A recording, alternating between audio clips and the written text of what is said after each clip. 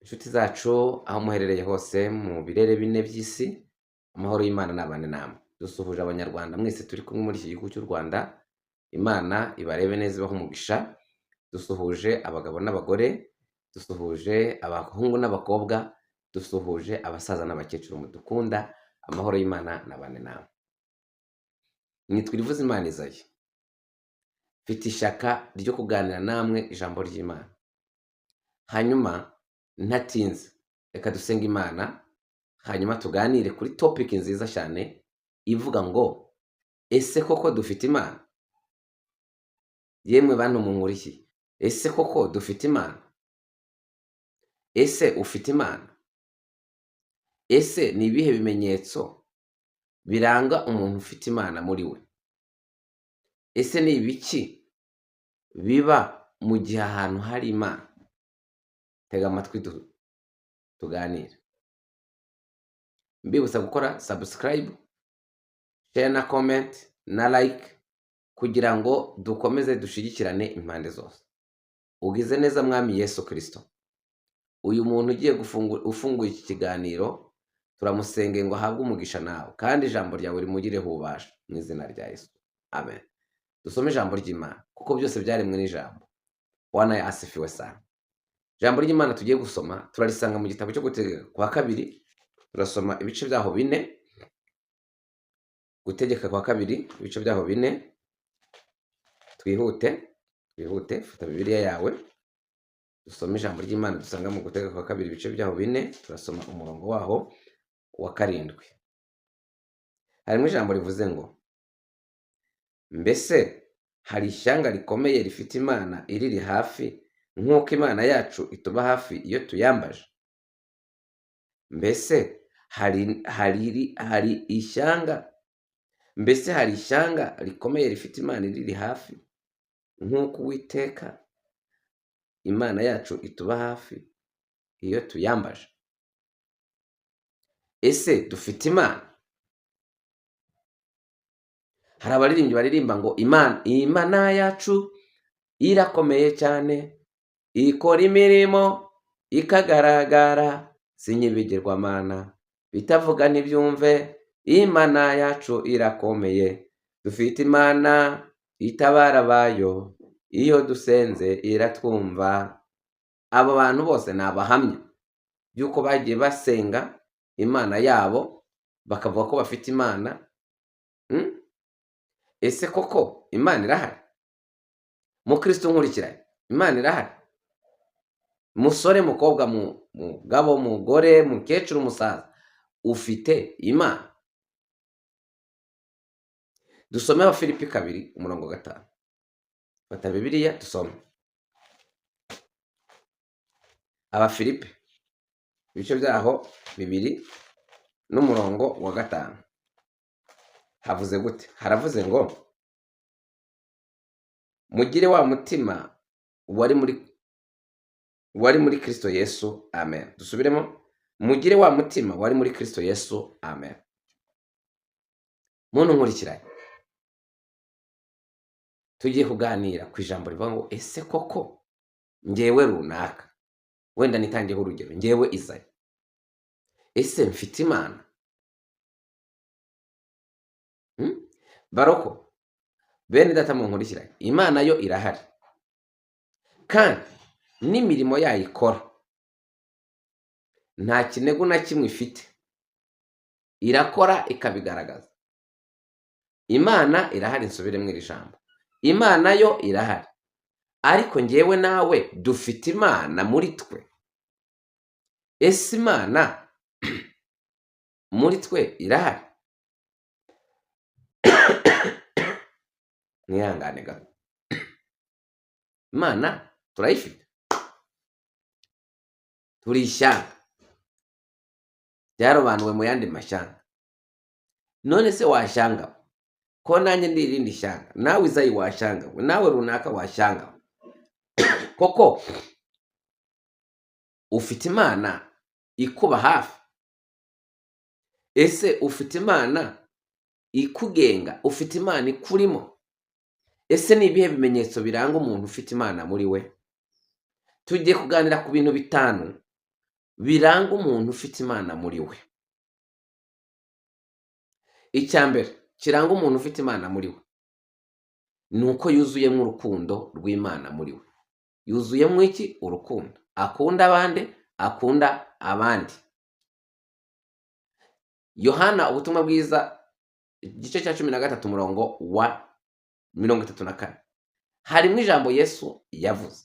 Yaravuze ngo dore ndabaha itegeko rishya, ngo mukundane nk'uko nanjye nabakunze, aba ariko namwe mukundana. Nibwo bose bazamenya ko muri abigishwa banjye nimukundana. Umuntu wese nubwo yaba avuga indimi, nubwo yaba ari umuhanuzi uhanura inyenyeri zikamanuka, nubwo yaba ari afite titire runaka, ariko byose ukabikora nta rukundo ufite, mwene data ndagutangariza ko ukwiriye kongera gushaka Imana kuko yaratakaye. Umutima uri mu Imana wuzuye urukundo. Reka tubihamishe ijambo ry'Imana. Jya mu butumwa bwiza bwa Yesu Kristo kubwanditswe na Yohana, ariko mu rwandiko rwe rwa mbere yanditse mu bice 4 umurongo wa 7. Havuze gute? Reka tuharebe. Fata Bibiliya. Tugomba kuganira amagambo y'Imana afite ibihamya n'ibimenyetso. Dukwiye kuyoborwa n'ijambo ry'Imana. Ubu nibwo buhanuzi butavangiye. Ibi ni ibimenyetso 5 biranga umuntu ufite Imana muri we. Turimo turaganira. Icya mbere ni uko aba yuzuye urukundo rw'Imana. 4:7 haravuze ngo bakundwa, dukundane kuko urukundo ruva ku Mana. Umuntu wese ukunda yabyawe n'Imana kandi azi Imana. Udakunda ntazi Imana kuko Imana ari urukundo. Muntu nkurikiranye uvuga yuko uzi Imana, ariko muri wowe akaba nta rukundo rurimo, nagira ngo utangarize nshingiye mu butware bw'ijambo ry'Imana.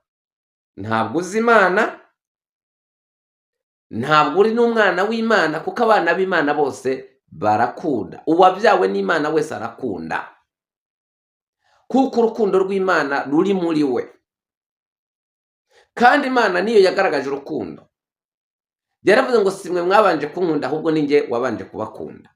Noneho urukundo Imana idukunze natwe rudutera kuyikunda.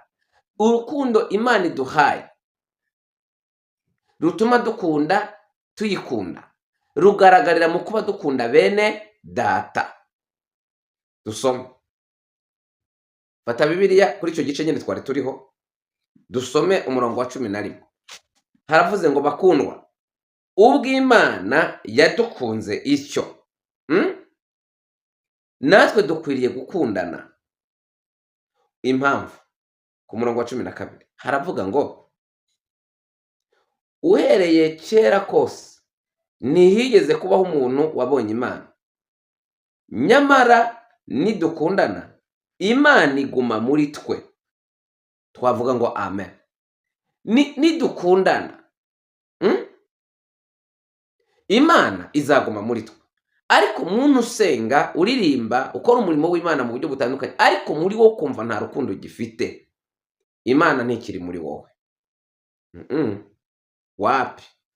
Ahubwo subira ku isoko aho wayitakarije, wongere ugire gute? Uyishakire kutayibura. Imana ntigihari. Umva umurongo wa 20 kuri iki gice. Soma dusome tumenye ko turimo turayoborwa n'ijambo ry'Imana. Haravuga ngo umuntu navuga ati nkunda Imana, ariko akanga mwene se, abari umunyabinyoma. Kuko udakunda mwene se yabonye atabasha gukunda Imana atabonye. Kandi dufite itegeko ryavuye kuri yo ngo ukunda Imana akunde mwene se. Umuntu navuga ati nkunda Imana ariko akanga mwene se, uwo muntu ni umunyabinyoma. Niba uri n'umuvugabutumwa, niba uri n'umuyobozi, ariko ukabikora nta rukundo rw'Imana rukurimo, nagira ngo utangarize ngo ntabwo uzi Imana, ntunayifite, ahubwo subira ku isoko usaba Imana ngo garuka. Umuririmbyi w'107 mu Gakiza yaravuze ngo mu gihe ubona ko utagifite urukundo, menya yuko uwo mwuka yabonye kuyoborwa n'umubiri wawe arigendera. ariko inama nakugira musaba uti garuka, saba Imana yongere igaruke muri wowe. Yesu ashimwe cyane. Nayo ubundi wazatahira icyokere mwene data, kandi si cyo nkwifuriza, ahubwo ndifuza ko dukorera Imana tuyifite kandi tuyizi, tugaha abantu Imana dufite, tugaha abantu Imana tuzi. Yesu ashimwe cyane. Imana itugirire neza. N'aya magambo y'Imana n'iyi message, ese mwene uracyafite Imana muri wowe? Umuntu navuga ati nkunda Imana, hari umuntu ujya uvuga ati ariko nkunda Imana ku rwego rukomeye, ariko afite abantu yanga. Mwene data, nagira ngo nkubwire ngo niba bimeze bityo uribeshya cyane. Ongera winjire mu isoko y'ijambo ry'Imana. Ikigaragaza ko dukunda Imana nuko dukunda bene data mu izina rya Yesu. Icyakabiri kiranga umuntu ufite Imana muri we nuko yuzuye imbabazi z'Imana. Uracyababarira wowe? Umuntu akubwira ijambo rimwe mukaba murashwanye bikarangira, ariko umuntu ufite Imana muri we arangwa no kubabarira mu izina rya Yesu. Uhereye kuva kera kose basogokuruza bari bafite Imana, barababariraga. Bibiliya iravuga ngo mugiriranire imbabazi nk'uko Imana yababaririye muri Kristo Yesu. Kandi Yesu yavuze ijambo rikomeye, aravuga ngo nimutababarira abantu ibyaha byabo, namwe so wo mu ijuru ntazababarira ibyaha byanyu. Ese mwene data, uracyababarira? Umuntu wese utababarira ntafite Imana. Umuntu ufite Imana yuzuye imbabazi. Mika yaranditse mu bice 6 umurongo w'8, aravuga ngo yewe mwana w'umuntu, ko Imana yakweretse ikizi icyo ari cyo, hari ikindi Uwiteka gushakaho. Icyo Uwiteka gushakaho ni iki? Ni uko ukunda gukora ibyo gukiranuka, ni ugukora ibyo gukiranuka no gukunda kubabarira. Kubabarira bigomba gukorwa mu buryo bwa love, mu buryo bwa amour, mu buryo bw'urukundo. Urukundo, donc ukumva ufite urukundo rwo gutanga imbabazi, ukumva muri wowe ufitemo imbaraga zikomeye zo guhora ukunda kubabarira. Imana yuzuye imbabazi. Uwanditse yaravuze ngo nimushimire Uwiteka yuko ari mwiza, kuko imbabazi ze zihoraho iteka ryose. Muntu w'Imana, hari igihe kimwe Petero yigeze kubaza Yesu, aramubaza ngo ariko mugenzi wanjye nangirira nabi nzamubabarire 7? Byibuze basi ngeze kuri 7 mubabarire, ubundi nyuma ya 7 umuriro wake. Yesu aramubwira ngo hoya Petero, ntabwo umwene so nakugirira nabi uzamubabarire 7 bishatse kuvuga ngo imbabazi zihoraho, kuko natwe dukenera imbabazi ku Uwiteka zihoraho. Reba mu kwezi kwa mbere kundi Imana yakubabariye, mu kwa kabiri, mu kwa karindwi, mu kwa munani, mu kwa 10, mu kwa 11, mu kwa 12, mwaka urarangira no mu wundi uratangira, ukeneye imbabazi. Niba nawe ukenera imbabazi ku Uwiteka, zitange. Kandi iyo utanga imbabazi ugenda ubohoka wumva uri mu nzira ya Kristo. Umuntu wese udatanga imbabazi si uw'Imana. Ab'Imana bakunda kubabarira. Wivuga ngo we ntabwo uzi ibyo bankoreye. No. Iyo ufite Imana muri wowe, imbabazi z'Imana, umuntu watanga icyo afite. Iyo ufite Imana muri wowe, ubutunzi imbabazi z'Imana. Bibiliya iravuga ngo naho ibyaha byanyu byatukura tukutuku, Imana irabyeza. Nubwo yaba yaragucumuriye bingana gute, ugomba, niba ufite Imana, muha imbabazi mu izina rya Yesu. Akira imbaraga z'Imana zikubashisha gutanga imbabazi. Yes. Cyo nicyo kigaragaza ko umuntu muri we afite iki? Imana. Nibyo kurirwa dusengana duhirikana bo amabuye, abandi bakokora amashyamba batwara bakoze b'Imana. Ni muwe maso musenge mutajya mu moshya. Umuntu ufite Imana muri we arangwa no gukunda kubabarira. Abanyumva neza, haleluya. Uracyababarira wowe? Umugabo wawe uracyamubabarira? Abana bawe warababariye? Ababyeyi bawe warababariye? Ndavugana n'abantu bitirirwa Imana, abantu bavuga ko bafite Imana mu matorero atandukanye. Ufite urukundo, ufite imbabazi z'Imana muri wowe? Niba nta mbabazi z'Imana, niba nta rukundo ruhari, Imana ntirimo, uri wenyine. Ahubwo ongera ushaka Imana, uyibwire ngo garuka muri nge, sanze ndimo ndakora nkorera inyuma y'umurongo. Umuntu wese akora umurimo w'Imana atawukorera mu rukundo ari inyuma y'umurongo. Ubu ni ubutumwa bukomeye. Cya gatatu kiranga umuntu ufite Imana, nuko agirira neza abantu, ineza y'Imana muri we. Abafilipi 4:5 harimo ijambo rivuga ngo ineza yanyu imenywa n'abantu bangahe? Bose. dufite bene data bose babanye n'Imana bagiye bagaragaza ineza y'Imana mu bantu, batabita bagaragaje ineza y'Imana mu bantu, ba Yobu bagaragaje ineza y'Imana mu bantu, ba Aburahamu bagiye bagaragaza ineza y'Imana, ba Dawidi bagaragaje ineza y'Imana, bari buzuye imbabazi z'Imana n'urukundo. Dawidi yakundanye na Yonatani urukundo ngo bamera nk'agati gakubiranye. Mwene data uracyafite urukundo? Cyangwa uri umwe mu bantu ibihe byanamuyemo byagotomeyemo urukundo ruragenda? Garura Imana mu mutima, urukundo nirubemo. Nayo ubundi niba urimo urakora imirimo y'Imana ariko nta rukundo ufite, uri inyuma y'umurongo, urimo uraruhira ubusa. Wongera usaba Imana ikugaruremo urukundo rwayo muri wowe. Abo wakundaga warabanze, abo wasuraga warabihoreye. Neza y'Imana Yesu yavuze ngo iki? Matayo 3:1.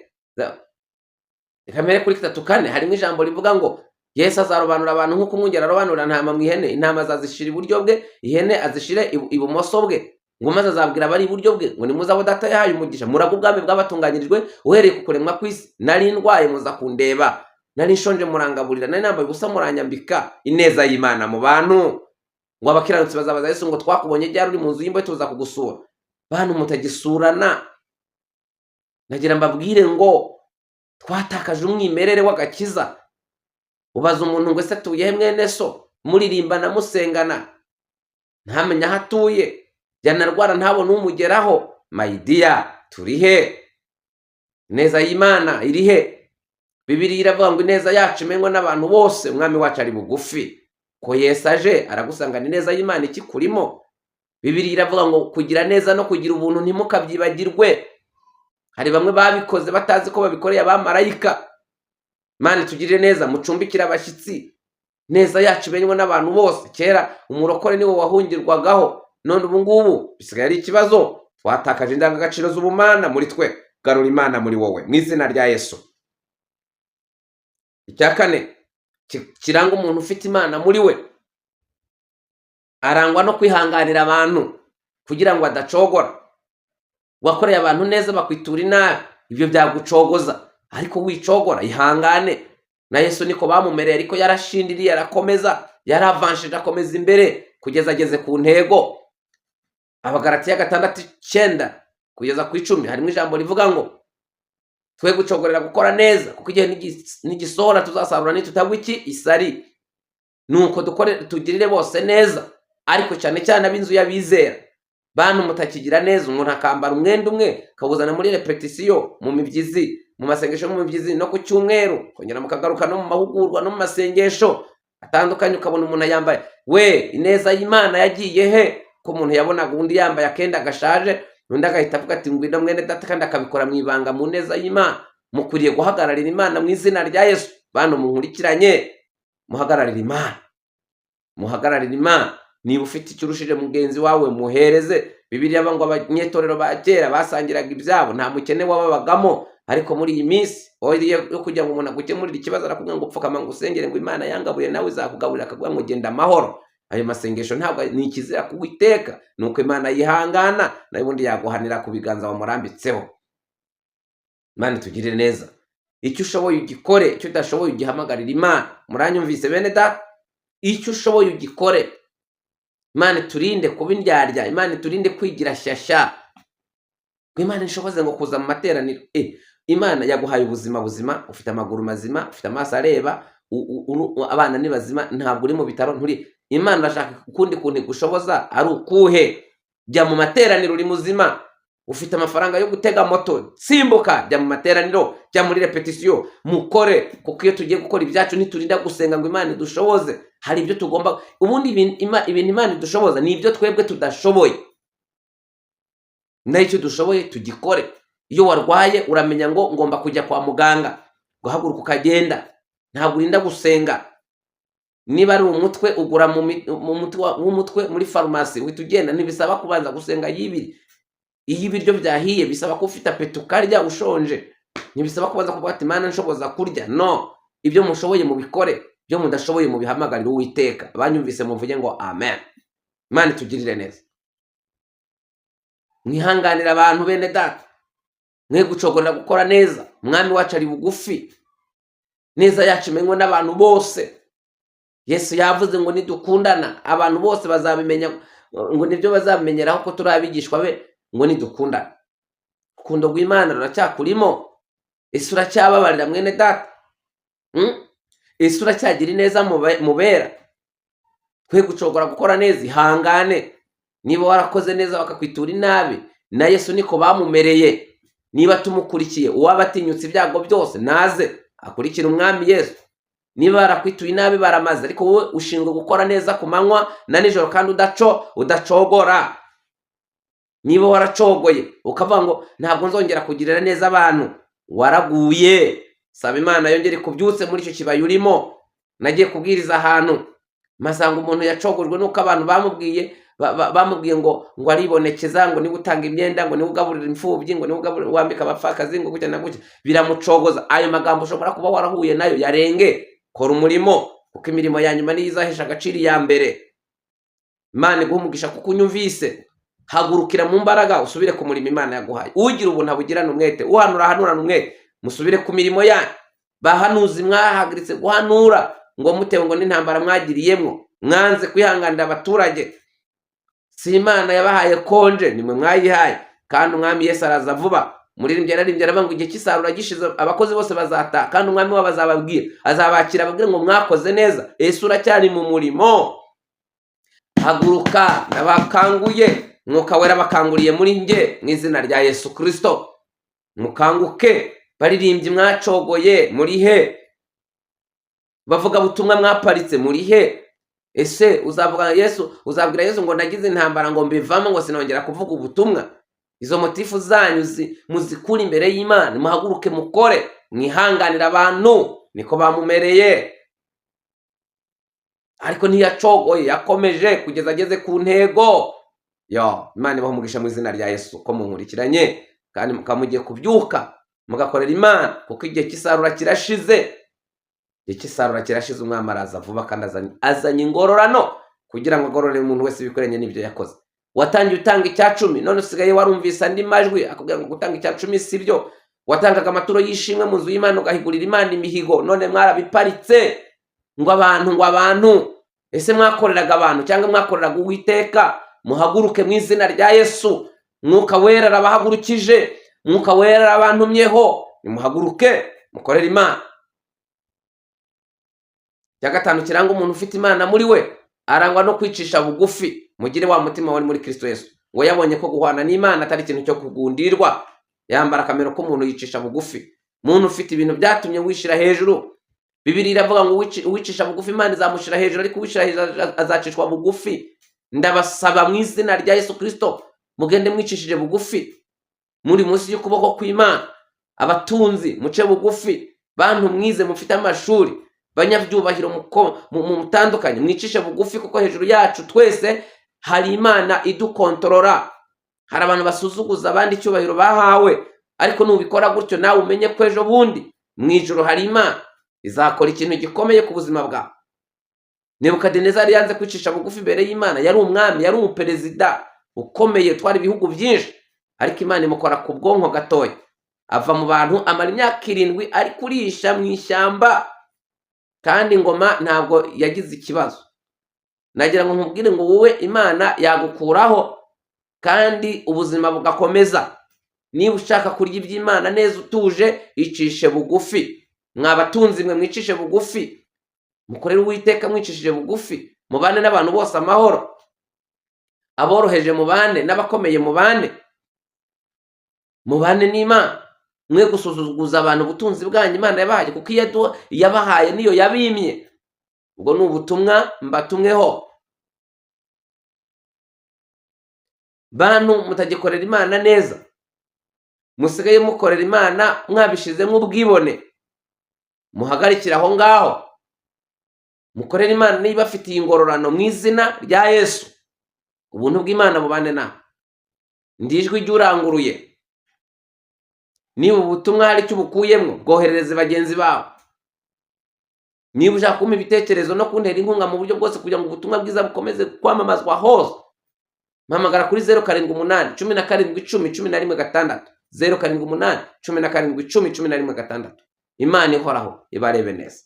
Ese urumva ugifite Imana? Niba utagifite urukundo nta Mana irimo, niba utakibabarira. Mikaya yongeyeho ijambo rivuga ngo no kugendana n'Imana yawicishije bugufi. Hiriye yo gukora ibyo gukiranuka no gukunda kubabarira, yongeyeho kuvuga ngo kugendana n'Imana yawicishije bugufi. Mwicishe bugufi muri munsi y'ukuboko kwiza kw'iki? Kw'Imana. Abanyumvise mwese, Imana ibahe umugisha, Imana ibarebe neza. Dusenge. Bwira Imana ngo Mana garuka muri jye. Singifite urukundo, sinkibabarira, naraguye. Nubwo ndi umuhanuzi naraguye. Nubwo ndi umukozi w'Imana naraguye. Ndi gukora jyenyine, Imana ntihari. Niba ibyo bintu bitanu bitari mu mutima wawe, nta Mana irimwo, uri kugenda wenyine, saba Imana igaruke. Mu izina rya Yesu, Mana yo mu ijuru, ndasenge umuntu wese unkurikiranye kugira ngo umuhe umugisha n'amahoro. Iri jambo ryawe rigira ububasha ku muntu wese, kandi imitima yaguye uyigaruze neza yawe, mu izina rya Yesu, amen. Yesu abahe umugisha, Yesu abarebe neza. Turi kumwe.